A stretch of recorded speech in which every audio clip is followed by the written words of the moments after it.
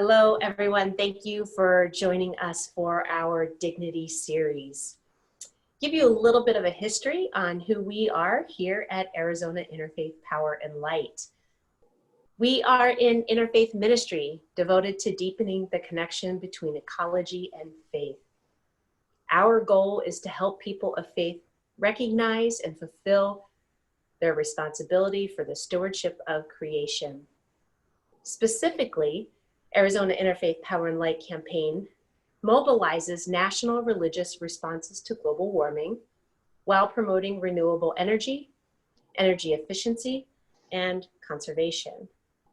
This year, we are participating in the Faith Climate Justice Voter Campaign.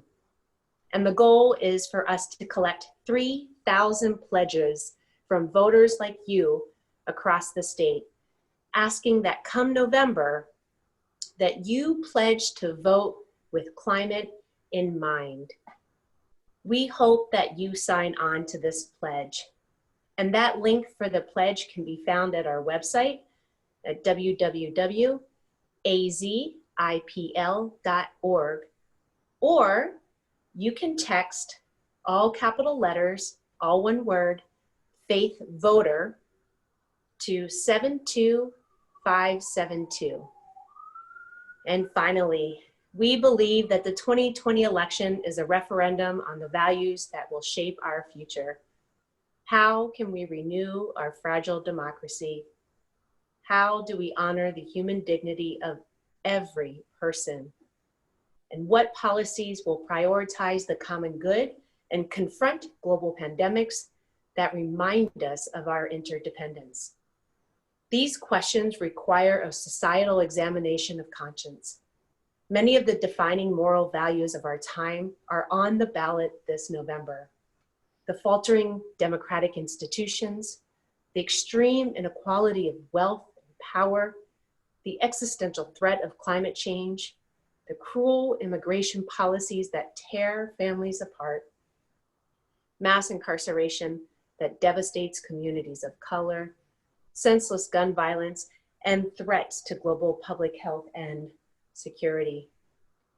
These challenges are daunting. We must move forward in the spirit of hope and resist despair and cynicism.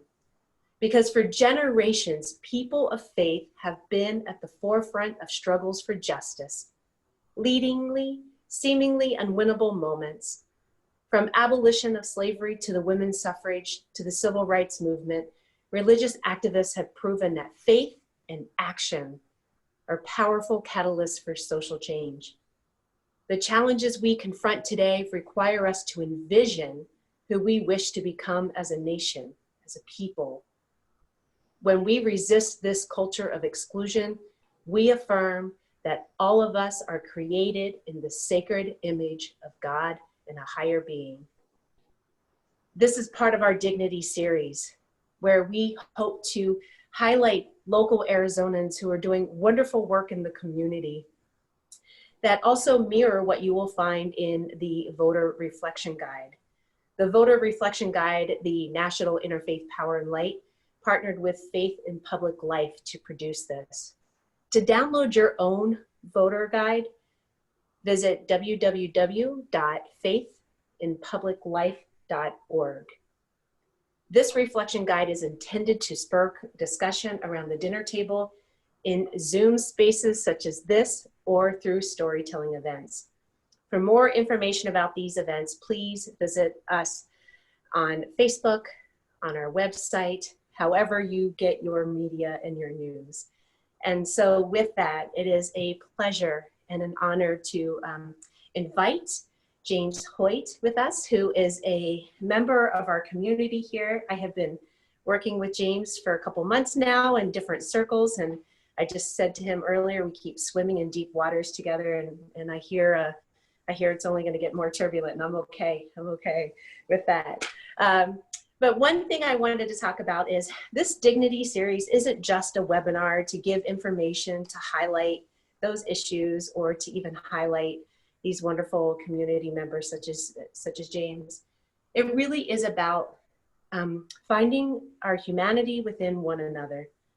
And we at Arizona Interfaith Power and Light believe that that best happens when you're able to connect through story. Storytelling, when you take the time to listen, to slow down, and to engage, that is when suddenly something becomes real or something becomes different. And so here at Arizona Interfaith Power Light for this Dignity series, we are using the storytelling of Marshall Gantz, which is the story of me, the story of us, and the collective story of now.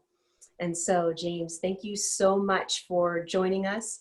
I really appreciate you taking time out of your busy schedule. I know you also do some work with ASU, and it's about to get even busier if it isn't already.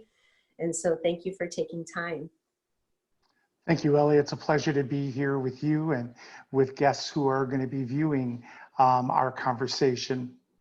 I come from Chicago. I came from a middle-class family. My dad was a city fireman, and so came from a family with a very, very deep work ethic, which was instilled upon me. It wasn't discussed or spoken about, but we had our chores on Fridays, and we had what was called our Father and Sundays on specific Saturdays when the storm windows needed to be put up or taken down, or different chores around the house that took a little more time needed to be done. And so that was really an intrinsic value that was passed along to me by my family, which really is part of who I am today.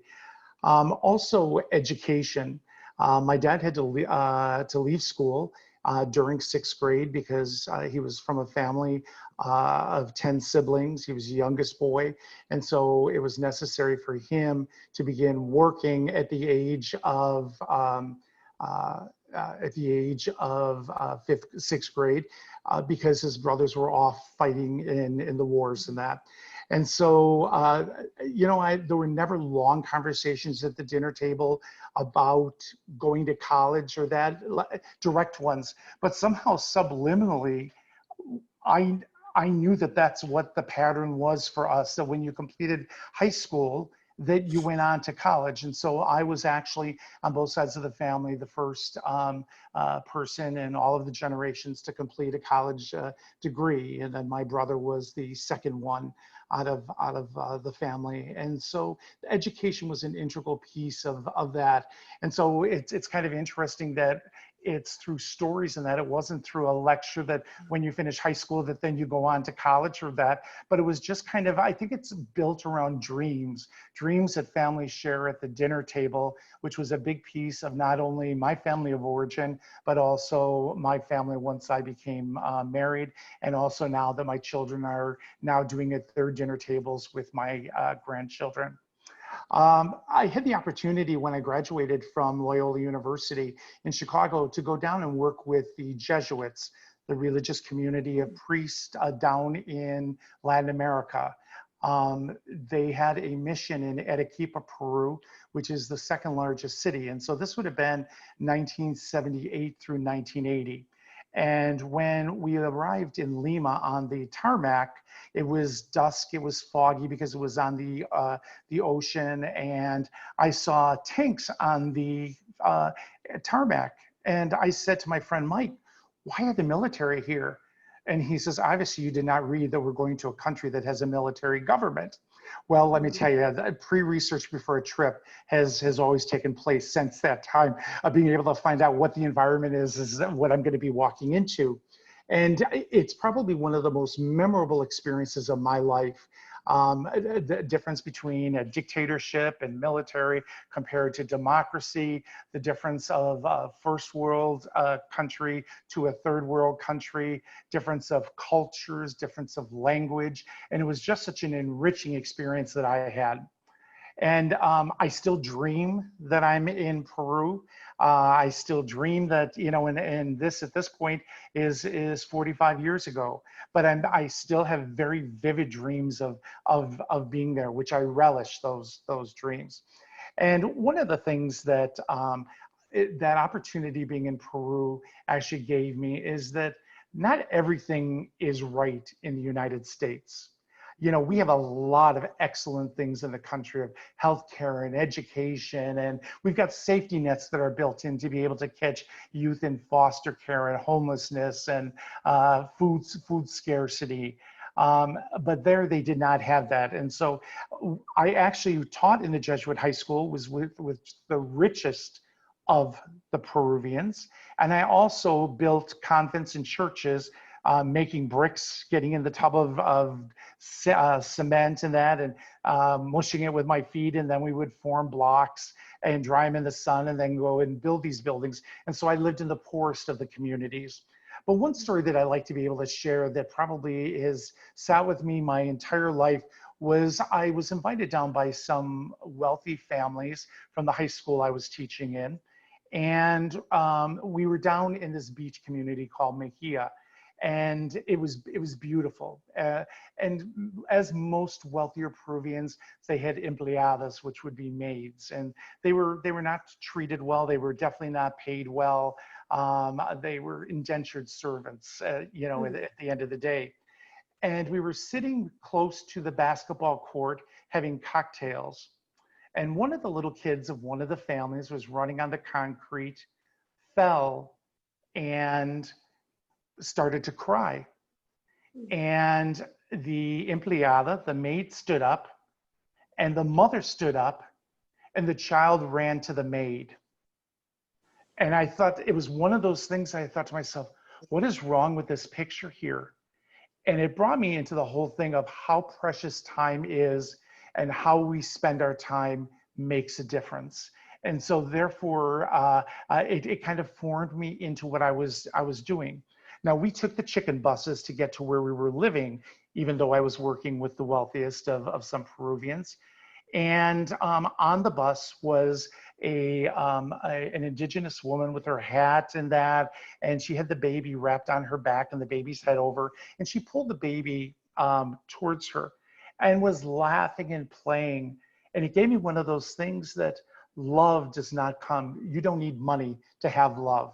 You don't need to have money and wealth and possessions to be able to develop the deepest of relationships that one develops. So that is something that I carried with me all through life over the past 45 years. The other is that I am the oldest of 5 siblings.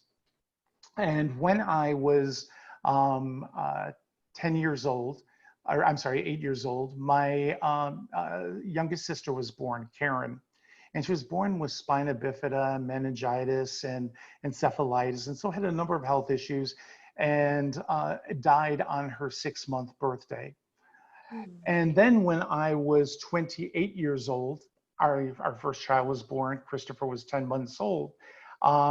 My mom called me, and it was around 11 o'clock in the evening, and said, "Come down to the house quickly, please." And I said, "What's wrong?" And she says, "Come down now." And when I went outside, we lived on the same block, I saw Department of Public Safety vehicles in front of our house.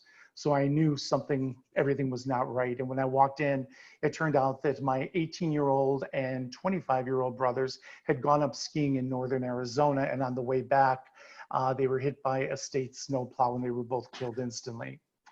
And so I became the oldest of 5, and it was only myself and my sister who lived in Chicago that had survived. But I remember sitting there with Trisha, who was my wife at the time, and Christopher, and my mom and dad, and we just sat when the police officers left for the longest time, just staring at each other. And then my mom broke the silence saying, "At least there isn't a single thing that I needed to say to my boys that I didn't already say to them." And that was an aha moment, because when you leave the house, you never know whether you're going to see the people at the breakfast table again. And so I've really tried to live that on a daily basis of being able to articulate and make sure that all relationships are good, that all of them are right, that all of them are just. And it doesn't mean that there's not disagreements or anything like that, but there's no hiding that if something had happened to me, Trisha or my children weren't going to be wondering, well, did my dad love me? Did he care about me? So being present was really important. And so we really did that through our dinner table, our supper table, of getting together as a family every single night.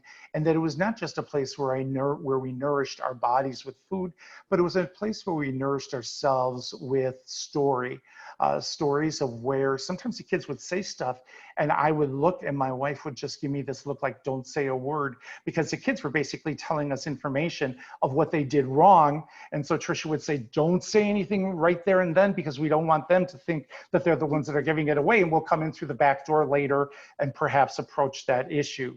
But that thing of being able to say what we need to say, you know, there's so many families that I know where a father doesn't talk to a son, a brother doesn't talk to his sister, relationships that seem to be driven by issues that really are not that important at the end of the day. I do realize that there are issues that happen in life that, yes, separating from family is absolutely necessary to provide healthy boundaries in that. But for most of the time, it really comes up to issues of ego and reconciliation. And so that ability to really be able to say that I'm sorry, I apologize, I forgive you is really critical in my development and moving forward. Probably the person who outside of my family that I've admired the most in the world has been Archbishop Oscar Romero. He was an Archbishop of San Salvador, and he was a bookworm. He was always involved in books and studies. And so when he was selected, when he was chosen to be the Archbishop of San Salvador, the other bishops and the military government at the time thought this was a safe bet because he won't have a clue about what he's doing. He's lived in a world of academia, and that's where he'll keep his nose. But what was interesting in the story of Archbishop Romero is that as he started to meet people, and most of them were indigenous poor people whose children were being mutilated, raped, killed, a variety of different issues in that, is that as he entered into the stories of these young people and these mothers who would come and talk to him, it changed him. It was a conversion. And I think that one of the longest journeys that a person goes on in life is the journey of conversion. It's moving from the head to the heart. And so what am I talking about? I might be talking about 16 to 18 inches. However, in a lifetime, some people never arrive at that end journey, because when you're in your head, it's like, well, other people should do that. I'm not doing it, so why should I care? A lot of excuses can come up. But when we reach the heart, we really enter into the story of another person, and that evokes compassion and in us, and it invokes action. That, you know, this injustice can take place, and we need to be part of going ahead and rectifying that. Ultimately, the Archbishop was murdered in March of 1980, but his story has always stayed with me of that journey from the head to the heart, and that no matter what you do, you know, the ability to be able to enter into the story of another's life is true gift. It's one of the gifts. And I have two plastic boxes that are probably around this big, and they're notes that I've gotten since I was 20 years old. And they're notes of people's lives who I've touched, or people who I have had in some way been able to touch their lives. And that's my treasure box. That is my treasure box of things that I've been able to go and to be able to read about people's lives who I've touched over the last 45 years old. And it's, as I say, it's my treasure. You know, it's kind of, in many ways, I would want to think that it's my eulogy to say who Jim Hoyt was and how Jim Hoyt lived his life. That's beautiful. As I'm 65 years old now, and I dealt with a lot of sexuality issues of not really knowing whether I was gay, whether I was bi, what I was. And I married my best friend, Trisha, who was from Ireland, and we worked down in Peru together, and we got married. And I knew that I had feelings for men, that I was attracted in that area also, but I thought that I could will myself to be the sexual person that I wanted to be. And so for probably 30 years in our marriage, that was a real struggle for me. And finally, when I was 59 years old, I made the decision to tell Trisha that I was bi or gay. And uh, basically, Trisha and I separated and then divorced. And she helped me even understand that, you know, sometimes I think that some people may say they're bi because it sounds like, okay, well, you're both. But I really think at the end of the day that I was a gay man. And people came up to me afterwards and they said, oh, I'm so sorry for your struggle. I wanted to be very clear. It was never my life with Trisha and my family was a true blessing. It was a gift from God. And we have 4 children and we have mentored many others. Trisha would still be one of my best friends. She is a remarkable woman who has demonstrated to me the true meaning of unconditional love. That even in all of the heartache and the dishonesty on my part of not telling her who I really was, that she has been able to take that, to embrace that, and still be one of my strongest advocates of who I am today. And so, you know, she will always remain a very, very important person in my life because there's shared history, there's stories that are there that only mean something to her and not to my current husband. But being able to now look in the mirror and to be able to accept who I am and embrace that has truly, it's given me freedom. It hasn't pigeonholed me and held me back and kind of retained me or kept me enslaved or that. And so I will tell you that the transition at the age of 59 is very difficult to go through at that point. And for breaking the news to your family and your children and others. And, you know, I served in the Catholic Church as a church deacon for 20 years. And the pastor said to me on my last day he said, I just hope that you're ready for what's ahead of you. He said, I know that you've reached out and you've talked to many of the closest people to you, and they've accepted you and embraced you because they love you unconditionally. And he said, but the bigger group are going to be people who loved you because of something who you were or what you did in their life, and may not be as supportive of that. And that's been the true reality, is that out of hundreds of relationships, they're no longer there, you know, that someone didn't reach out or just kind of went their own distance. And that was very, very painful to go through that. But at the end of the day, I needed to accept what is and let people have the freedom to, if they wanted to engage with me and continue to be in a relationship, that was fine.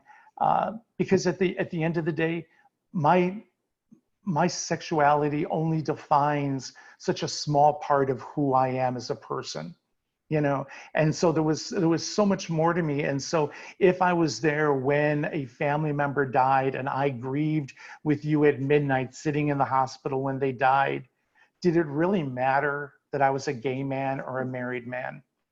And so I think that that's a question for all of us, is how, when we come into the story of one another, do we let that define who that person is, or do we see them as greater than just their sexuality?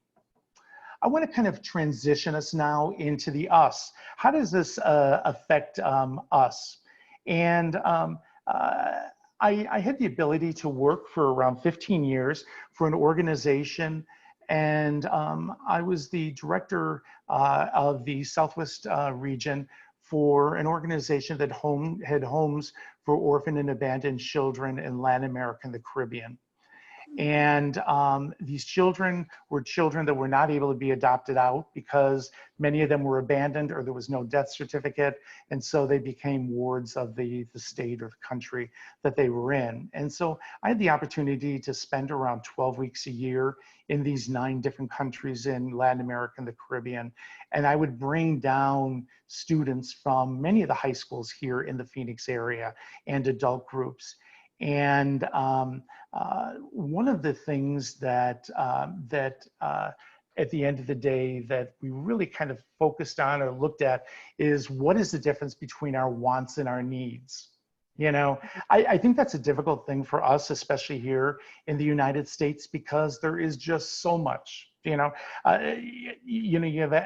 half an aisle of paper towel that you're choosing between, where you go to other countries and they might have 2 varieties of that, but we're overwhelmed with responses. It's like, I love going to the Cheesecake Factory, but please don't bring me that menu because it is too big. So bring me the chicken marsala and the key lime cheesecake and don't ask me anything else.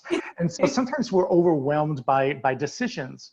But the entering of young people and being able to walk in their footsteps, that's what the young people, the students that I would bring down to those countries had the opportunity to do, was walk in the footsteps of younger children that they sponsored, to be able to enter into their story and really at the end to be able to determine the difference between wants and needs. And that, at the end of the day, I always said, we're ice cream. And then it's like going to Cold Stone. You get ice cream and then you want to add a flavor to it. So the flavor might be Latino, the flavor might be Black from Haiti, where we were taking young people. It could be poor, it could be wealthy, it could be male, it could be female, all across the board. But that when we recognized our commonalities of what we had in common with one another, it was easier for us to put aside the differences that we had with others. And I think many times those differences are fueled by fear when we don't know an individual, or we don't know something, or something is out of the ordinary. And so this was really one of the things that really formed me as a person. All of my work has been mostly in nonprofit work, and I've had the ability every day since I was 26 years old to get up in the morning, so 40 years now, getting up in the morning and knowing that I am going to make a difference in the life of someone that day. And that is amazing. I'm the type of person that, 2-3 days of cloud cover, all I want to do is pull the covers up on the bed, turn on Netflix and eat Mrs. C's chocolates and call it a day. But when that sun comes out, it just invigorates me and brightens me up. That's what having the job. My job is not a job. My job is a vocation. It's something that involves me, connects me to other people, and hopefully through some of the gifts and talents that I've developed in my life, that I am able to use those to be able to share with the staff that I mentor, with young people that are part of who I work with. As you mentioned earlier, I'm part of ASU. I'm the executive director of Opportunities for Youth. And those are 16 to 24-year-olds that are not in school or not employed. And so you hear a 16 to 24-year-old who is not in school and not employed, first words that come to mind, lazy. No kind of work ethic. However, in this work, there are so many barriers that these young people have happened in their life: substance abuse, single family households where no father was present, poor educational systems that are there to influence them. Many of them pushed or pulled out, youth of color who have now become justice involved youth, LGBTQ teens who have told their parents about their sexual discovery, and the parents had kicked them out of their house and now they're living on the streets as homeless. They are not lazy. They have barriers that have come, and they don't have the family structures to be able to mentor them and guide them through that process. And so that's the ability of being able to work in the servant leader position that I am.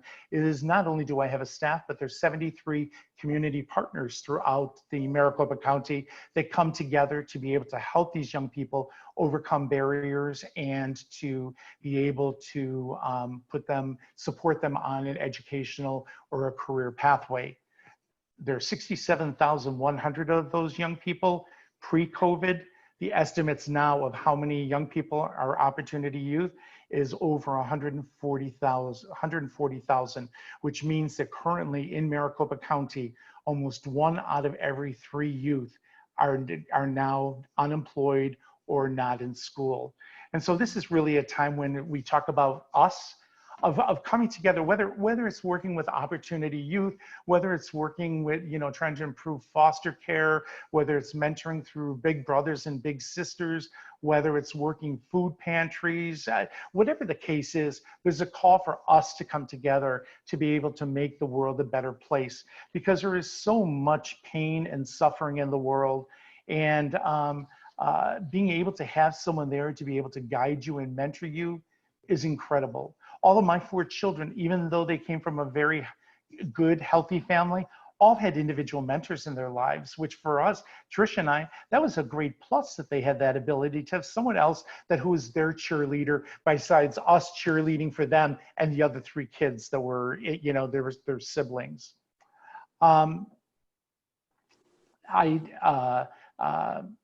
In terms of as we move to now, many times as we're looking into the 2020 elections and that, we're kind of overwhelmed. Our country today is yearning for true leadership. It's yearning for moral fortitude, for common decency, for kindness, values that I think most of us that are older all learned at home when we were kids. And that somehow we've got this great divide that has happened, whether that divide be conservative, liberal, Democratic, Republican, young, older, baby boomers, Generation X, whatever that case may be, that I think that there's so many people that are really looking for true leadership in our country. And that's really only going to come about by our participation in the electoral system. And so I remember being in Peru and seeing people lined up for blocks, standing in line, having walked 15 miles to get to the voting place to be able to select their vote in that. And here we could do it from home by mailing a vote, and we don't even take the effort to go ahead and do that. And so I think that this is really a time for those of us who are looking for change. I think that the change isn't only in Washington, D.C. or with politicians. I think that change also has to happen with us. That us of being educated about what it means, and not being what is in my best interest, but what is in the best interest of us as a country, of my neighbors, of my community, of the people that wait and serve me. When we lived in Scottsdale, Maria cleaned the house on Friday. Alvin and the landscapers from Guatemala cut the grass on Mondays. I went to a car wash, and they were all, undocumented people. I would go into a restaurant, and those that were in the back kitchen cooking and cleaning were undocumented. It takes a pause in our lives to be able to think, what really do we need to be in this country to make us stand out as a country, as a community that really makes decisions that not affect the wealthiest, but what affects the poorest person in our country. I think that will be what determines us as a country, is how the decisions, the laws that we make affect the least of our brothers and sisters. We are all agents of change. We all have that ability. We have the power to bring true leadership to Washington, D.C., but that's going to require work on both you and me. And it reminds me of a quote from Robert Kennedy. And his brother, John F. Kennedy, the president, had talked about ripples. And so Robert Kennedy was quoted as saying, "Each time a man stands up for an ideal or acts to improve the lots of others or strikes out against injustice, he sends forth a tiny ripple of hope, and crossing each other from a million different centers of energy and daring that those ripples present a current which can sweep down the mightiest walls of oppression and resistance." And I think that that's what, that, you know, when we think that this is way beyond what I'm able to do, I can't control any of this, we can be those ripples. And it's those ripples that are going to be that force to truly make us the country that we're proud of, and a country that truly reflects the values. You know, so many issues in our country are truly are gospel issues. They're issues that are truly rooted in the gospel. Racism and inequality, voting rights, climate change and creation, our immigrant brothers and sisters, healthcare, LGBTQ issues, global peace, economic justice. If you go through the gospel, you're going to find references that touch upon the dignity of each individual that has just been mentioned in the list that I said. And that's why I think that, you know, when we come together, we don't come together in voting as Catholics, as Lutherans, as Methodists, as non-denominational Christians, Muslims, Jews. We come together as a people who believe in a greater good. That may be God for some, it may, you know, be Jehovah for others. That may change, but in all of those, almost all religions are rooted in some values that we find in the gospel. And so I think that what we need to do is start to focus our energy and our time and our thoughts on our commonalities with one another rather than our distances with one another. And that I think that coming up to the November 2020 elections, that this can really be a time that those ripples bind us together as one rather than divide us into many. Amen. That is beautiful, James. Thank you so much for taking the time to sit and tell the story of you and us and what you envision for the now. And I don't think it's, and we asked the question specifically, what about now, as opposed to what do you want to see in that future, right? And I think that that's an intentional move. You know, some of the things that you had said, I was taking notes. I took lots of notes. But, you know, for me, I think one of the things that when we talk about 2020, I'm sure the election is going to be history making either way, but we won't be able to break away from the shadow of COVID-19. And here now that so many of us, if we are privileged enough to have the opportunity to work from home, have hopefully had the opportunity to examine what does it mean to work from home? What does it mean to be an essential worker? Whose lives are at risk? Whose lives are valued? All of those types of things. But I think when you mentioned something about vocation, that your job is just your vocation. It's an opportunity for you to be introduced and to develop friendships and camaraderie with other folks that may not be in a normal circle. But that vocation is just a vocation. And, you know, I struggle with how do we get those who are working from home to be able to hit end on the Zoom meeting, to be able to not check their email at 9 o'clock, to be able to set those boundaries and those guidelines, to be able to invest in who they are and not just the survival.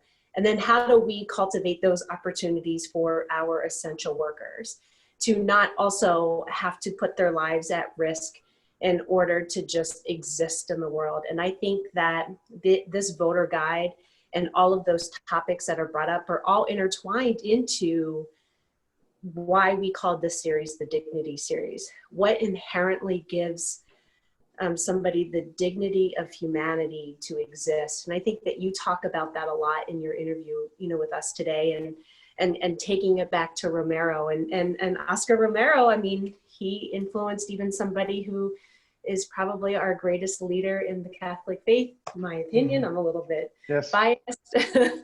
I studied liberation theology in seminary, so a huge fan. You know, he influenced the Pope, and he influenced so many others in the strive for what does it mean to put our words into action, our studies into action. And he didn't go willingly.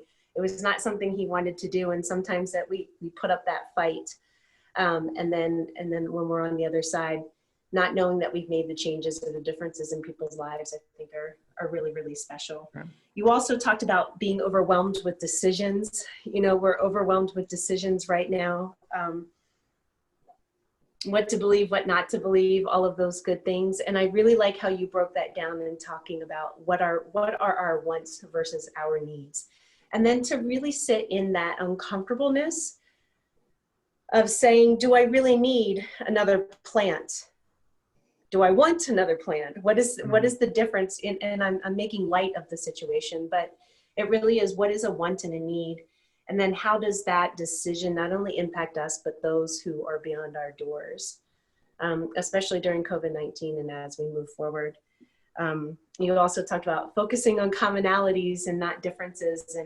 And I think that we should honor those commonalities, but I think we should also talk about those differences too. I think, again, we have to learn to be a little bit more uncomfortable in some of these things. And just the grace and the strength and just the beauty in the way that you share your story. I've heard a couple times now. Like I said at the beginning, I've worked with you in a couple circles. It's just been an honor to see and to learn from you in those short bit of, time. And then even to see your positivity. And now that I know who you are the executive director of, it makes sense that those folks are as strong and loving and giving as they are. And so you've done a wonderful job. I don't know how much of that you had control of, but it definitely is an energy that is sticking with those young folks that you work with. They're brilliant, excellent human beings. And I want to just thank you. I want to thank you for being a beacon. I want to thank you for sharing authentically, being vulnerable and honest in your story with us. And I'm not going to lie, I didn't know the Trisha that you were talking about was the Trisha that I know, and I love her just as much as you do. So what an honor. Yeah. Right. Now I know why she told you to do this. When you're talking about the thing of being in that uncomfortable in that, is that a young person told me, I was probably at the time 33 years old, 32, 33, and this person would have been around 7 years younger than I, so around 25, and his name was Rick. And Rick said to me, he says, Jim, change is inevitable, but growth is optional. And that's what we're living in, is that we're living in a changing world. We're living in a world, that when I think of the changes, just from my being a young child to the past 65 years, I've seen an incredible difference in the world and how we are. But the thing is that how do we take the best of what that is and mold that and create that into who we are, and especially into our families. And, I'm not just talking about families of origin, but I'm talking about the families that we become with friends or our church communities or support groups like AA or Al-Anon. Those become our families that nurture us, that feed us, that challenge us, that support us. And so how can we, it doesn't have to be about me all the time, but how can we make it about others? And so I've really enjoyed the opportunity. I've enjoyed this opportunity because you've challenged me in preparing for it. And, each time when we try something new, we put ourselves out to be vulnerable, it normally pays off tenfold in Indeed. That. So thanks for the opportunity, Ellie. Thank you. And I didn't have to push my glasses up one time. Thank you. Thank you, James. Have a blessed, wonderful election season, summer, and be well. And I look forward to working with you again. Okay. Thank you. Yes. Thank you.